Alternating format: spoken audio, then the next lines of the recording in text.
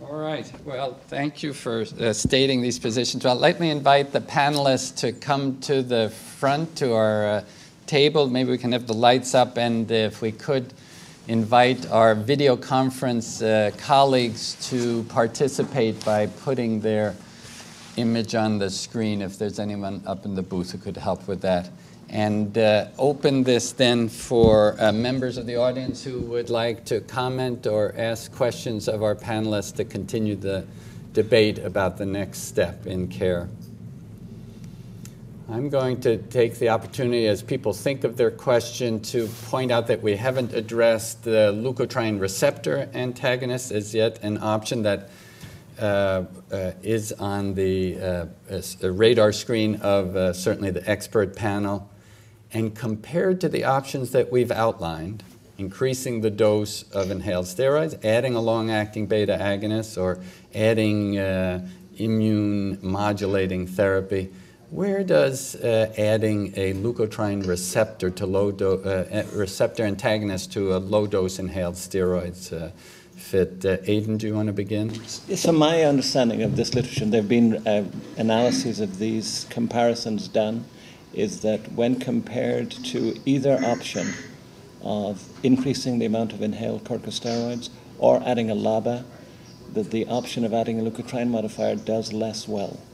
So the outcomes, whether in terms of exacerbation reduction, changes in lung function, symptomatic outcomes, all appear to be superior for either of the other two options. That's increased steroids or LABA.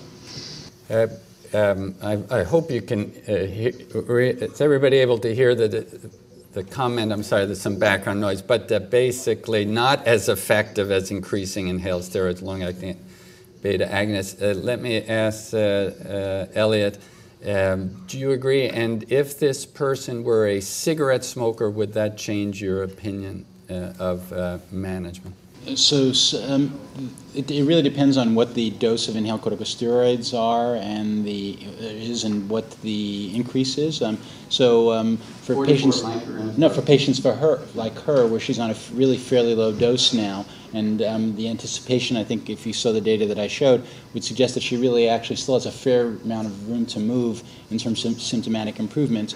I suspect adding a leukotriene antagonist won't really produce as much of an effect as inhaled corticosteroids. As you start getting to the real flat pieces of the dose-response curve, then there are some data to suggest that perhaps you get a little bit more effect or an equivalent effect with the leukotriene antagonist. The question you raised about the smokers is an interesting one. There's an ACRN study in which they took patients who were smokers and actually compared adding a leukotriene antagonist and showed that the smokers actually had a better response to leukotriene antagonist than they did to inhaled corticosteroids in terms of changes in their peak flow.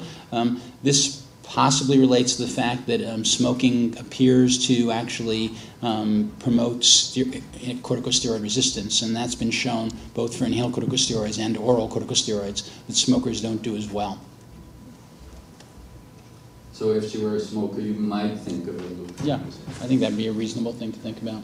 Anna, other comments or thoughts about the role of leukotrienes and a modifier in this setting? I mean, the only thing clinically that would change my mind is if you said she was very fit, but if she were complaining of exercise-related symptoms. Might be appropriate for someone specifically with exercise-induced bronchoconstriction, right?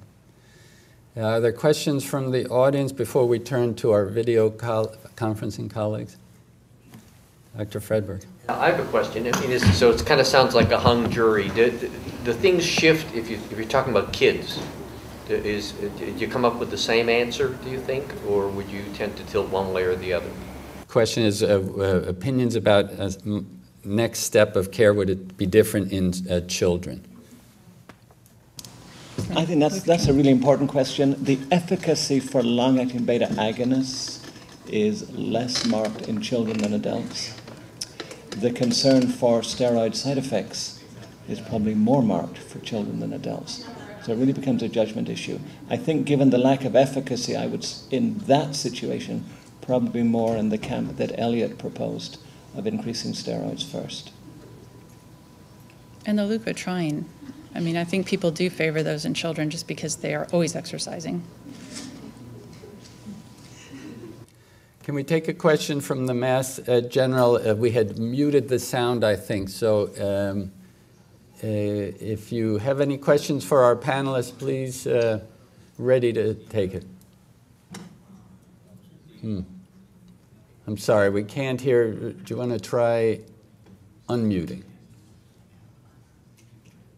Ready. There you go. Questions?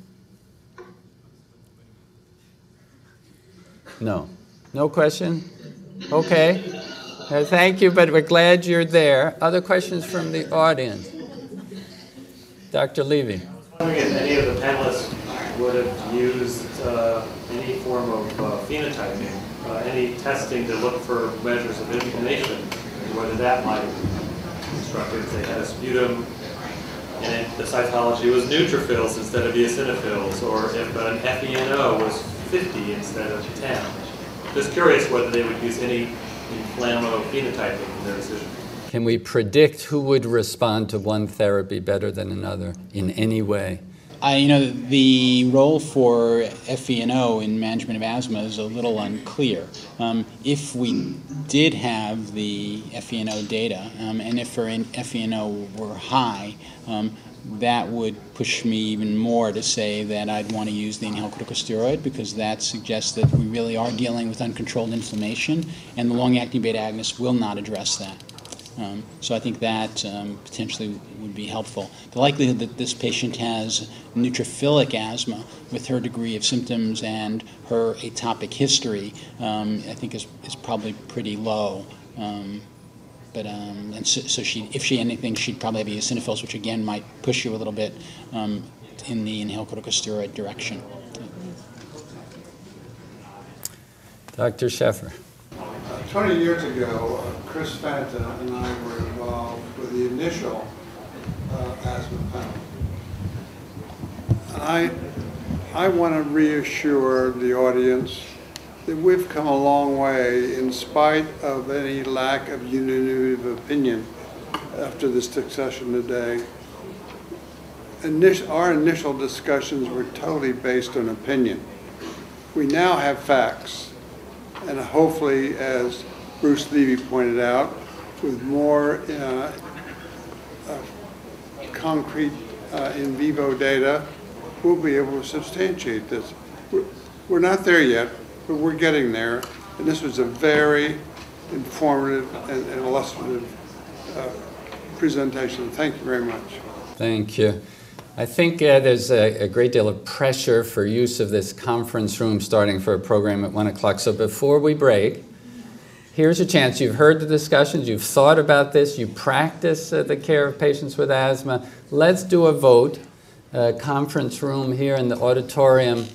You're having to treat this patient today with poorly controlled asthma on fluticasone at low doses, low-dose inhaled steroids.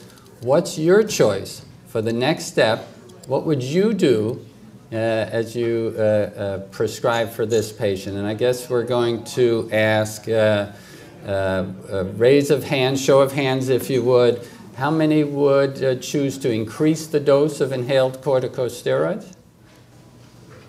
Were you not listening?